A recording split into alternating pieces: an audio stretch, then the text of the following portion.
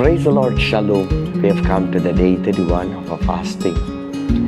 In book of Exodus chapter 33, யாத்திராகமம் 33ஆம் அதிகாரத்தில் we can see where God and Moses having conversation.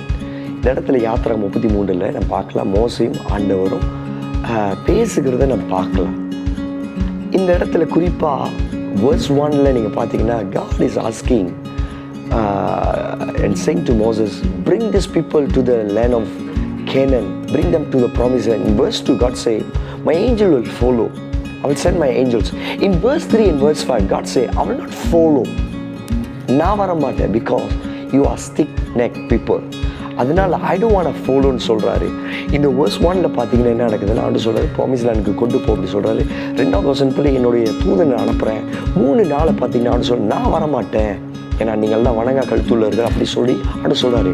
ஆனால் கீழே அப்படியே பேசிட்டு வரும்பொழுது மோசே ஒரு ஒரு ஒரு ஒரு ஸ்டேட்மெண்ட் ஆண்டுகிட்ட சொல்கிறாரு. Moses making a statement, a very clear and a bold statement to God.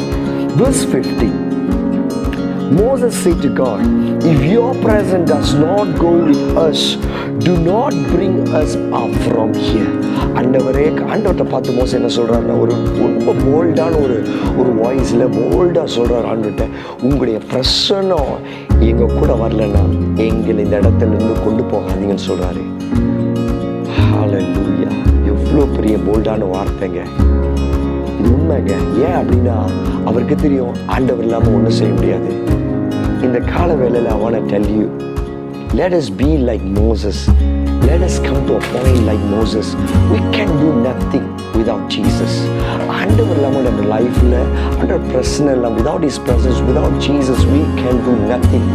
In the book of John chapter 15 verse 5 says, we can do nothing without Jesus. இயேசு இல்லாமல் ஒன்றும் செய்ய முடியாது. That's true. உண்மைங்க. அன்னைக்கு மோசே யோசுவா அந்த கரை செலுத்தினாங்க என்று சொன்ன ஆண்டோடைய பிரசனத்தின் நிமித்தம் மட்டும்தான்.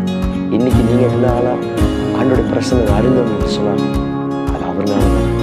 ஸோ அவர்னால எல்லாவற்றையும் முடியும். ஆகையால் desire for the presence of the Lord, seek His presence, trust His presence, don't doubt, trust, lean on Him and sit on His feet. அவர் மேல் நம்பிக்கை இருக்க, டப் பண்ணாதீங்க. அவர் மேல் நம்பிக்கை இருக்கிற மனுஷன் பாக்கியமா. அவர் பிரசனத்தை நம்புறீங்க, நிச்சயமாக உங்களுக்கு ஒரு முடிவு. உங்கள் நம்பிக்கை பாதுகாப்பு.